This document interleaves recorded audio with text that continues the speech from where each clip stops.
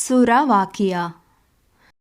அளவற்ற அருளாளனும் நிகரற்ற அன்புடையோனுமாகிய அல்லாஹ்வின் திருப்பெயரால் துவங்குகிறேன்.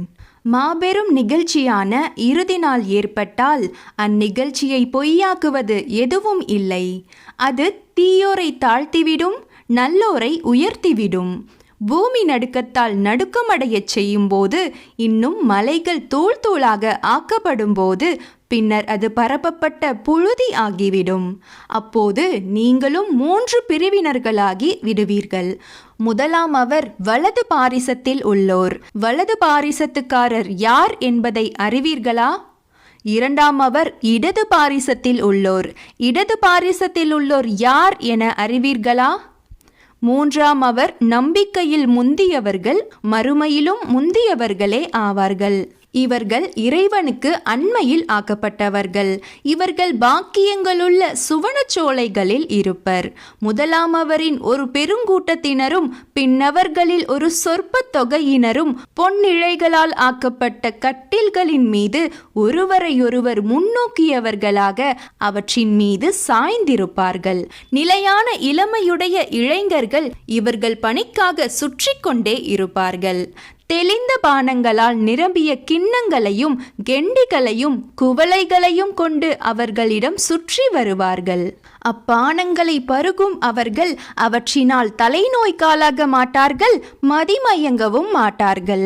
இன்னும் அவர்கள் தேர்ந்தெடுக்கும் கனி வகைகளையும் விரும்பும் பட்சிகளின் மாமிசத்தையும் கொண்டு அவ்விளைஞர்கள் வருவார்கள். அங்கு இவர்களுக்கு ஹூருல் ஈன் என்னும் அழகிய கண்களுடைய கன்னியர் இருப்பர். மறைக்கப்பட்ட முத்துகளைப் போல் அவர்கள் இருப்பார்கள். இவை யாவும் சுவர்க்கவாசிகள் இம்மையில் செய்து கொண்டிருந்த செயல்களுக்கு கூலியாகும். அங்கு இவர்கள் வீணானதையும் பாவம் உண்டாக்குவதையும் கொண்ட பேச்சுகளை செவியுற மாட்டார்கள். சலாம் சலாம் என்னும் சொல்லையே செவியுறுவார்கள். இன்னும் வலப்புறத்தார்கள் யார் என்பதை அறிவீர்களா?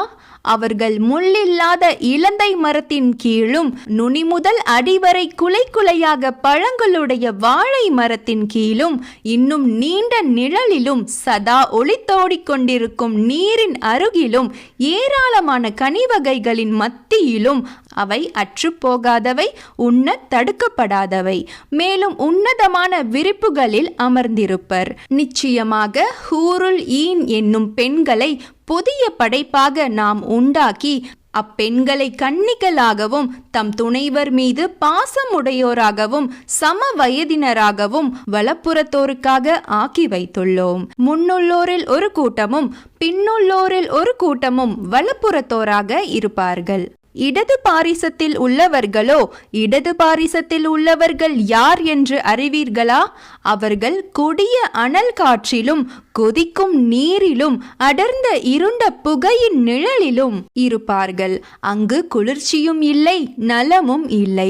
நிச்சயமாக அவர்கள் இதற்கு முன்னர் உலகத்தில் சுகபோகிகளாக இருந்தனர். ஆனால் அவர்கள் பெரும் பாவத்தின் மீது நிலைத்தும் இருந்தனர். மேலும் அவர்கள் நாம் மரித்து மண்ணாகவும் எலும்புகளாகவும் ஆகிவிட்டாலும் நாம் மீண்டும் நிச்சயமாக எழுப்பப்படுவோமா என்று கேட்டுக்கொண்டு இருந்தனர். அல்லது முன்னோர்களான நம் தந்தையருமா எழுப்பப்படுவர் என்றும் கூறினர். நபியே, நீர் கூறும், நிச்சயமாக உங்களில் முன்னோர்களும் பின்னோர்களும் குறிப்பிட்ட நாளின் ஒரு நேரத்தில் நீங்கள் யாவரும் ஒன்று கூட்டப்படுவீர்கள். அதற்கு பின்னர் பொய்யர்களாகிய வழிகேடர்களே, நிச்சயமாக நீங்கள் ஜக்கூம் என்னும் கள்ளி மரத்திலிருந்தே நீங்கள் புசிப்பவர்கள். ஆகவே அதை கொண்டே வயிறுகளை நிரப்புவீர்கள். அதன் மேல் அப்புறம் கொதிக்கும் நீரையே குடிப்பீர்கள். அதுவும் அவசரமாக தாகித்த ஒட்டகம் குடிப்பதை போல் நீங்கள் குடிப்பீர்கள். இதுதான் நியாய தீர்ப்பு நாளில் அவர்களுக்கு விருந்தாகும். நாமே உங்களை படைத்தோம், எனவே நாம் கூறுவதை நீங்கள் உண்மை என்று நம்ப வேண்டாமா? கர்ப்பப்பையில் நீங்கள் செலுத்தும் இந்திரியத்தை கவனித்தீர்களா? அதை நீங்கள் படைக்கிறீர்களா? அல்லது நாம் படைக்கிறோமா? உங்களுக்கிடையில் மரணத்தையும் நாமே ஏற்படுத்தியுள்ளோம். எனவே நம்மை எவரும் மிகைக்க முடியாது. அன்றியும் உங்களை போக்கிவிட்டு உங்கள் போன்றோரை பதிலாக கொண்டு வந்து நீங்கள் அறியாத உருவத்தில் உங்களை உண்டாக்கவும் நாம் இயலாதவர்கள் அல்ல. முதல் முறையாக நாம் உங்களை படைத்தது பற்றி நிச்சயமாக நீங்கள் அறிவீர்கள். எனவே அதிலிருந்து நினைவு கூர்ந்து நீங்கள் உணர்வு பெற வேண்டாமா? பூமியில் விதைப்பதை நீங்கள் கவனித்தீர்களா? அதை நீங்கள் முளைக்கச் செய்கின்றீர்களா அல்லது நாம் முளைக்கச் செய்கின்றோமா? நாம் நாடினால் திட்டமாக அதனை கூலமாய் ஆக்கிவிடுவோம். அப்பால் நீங்கள் ஆச்சரியப்பட்டு கொண்டு இருப்பீர்கள். நிச்சயமாக நாம் கடன்பட்டவர்களாகிவிட்டோம். மேலும் பயிர்களிலிருந்து எதுவும் பெற முடியாதவர்களாக தடுக்கப்பட்டு விட்டோம் என்று கூறிக்கொண்டிருப்பீர்கள். அன்றியும் நீங்கள் குடிக்கும் நீரை கவனித்தீர்களா? மேகத்திலிருந்து அதை நீங்கள் இறக்கினீர்களா அல்லது நாம் இறக்குகிறோமா? நாம் நாடினால் அதை கசப்புள்ளதாக்கி இருப்போம். இவற்றுக்கெல்லாம் நீங்கள் நன்றி செலுத்த வேண்டாமா? நீங்கள் மூட்டும் நெருப்பை கவனித்தீர்களா? அதன் மரத்தை நீங்கள் உண்டாக்கினீர்களா அல்லது நாம் உண்டு பண்ணுகிறோமா? நாம் அதனை நினைவூட்டுவதாகவும் பயணிகளுக்கு பயனளிப்பதாகவும் உண்டாக்கினோம். ஆகவே மகத்தான உம்முடைய ரப்பின் திருநாமத்தை கொண்டு தஸ்பீக செய்வீராக. நட்சத்திர மண்டலங்களின் மீது நான் சத்தியம் செய்கிறேன். நீங்கள் அறிவீனர்களாயின் நிச்சயமாக இது மகத்தான பிரமாணமாகும். நிச்சயமாக இது மிகவும் கண்ணியமும் சங்கையும் மிக்க குரானாகும். பாதுகாக்கப்பட்ட ஏட்டில் இருக்கிறது. தூய்மையானவர்களை தவிர வேறெவரும் இதனை தொடமாட்டார்கள். அகிலத்தாரின் இறைவனால் இது இறக்கி அருளப்பட்டது. அவ்வாறிருந்தும் குரானின் மகத்தான இச்செய்தி பற்றி நீங்கள் அலட்சியமாக இருக்கின்றீர்களா? நீங்கள் பொய்ப்பிப்பதை இறைவன் தந்த உங்கள் பாக்கியங்களுக்கு நன்றியாக ஆக்குகின்றீர்களா? மரணத் தருவாயில் ஒருவனின் உயிர் தொண்டை குழியை அடையும் போது அந்நேரம் நீங்கள் பார்த்து கொண்டிருக்கின்றீர்கள். ஆயினும் நாமோ அவனுக்கு உங்களை விட சமீபமாக இருக்கின்றோம். எனவே நீங்கள் பார்க்கிறீர்கள் இல்லை. எனவே மறுமையில் உங்கள் செயல்களுக்கு கூலி கொடுக்கப்பட மாட்டீர்கள் என்று இருந்தால் நீங்கள் உண்மையாளராக இருப்பின் அவ்வுயிரை மீள வைத்திருக்கலாமே.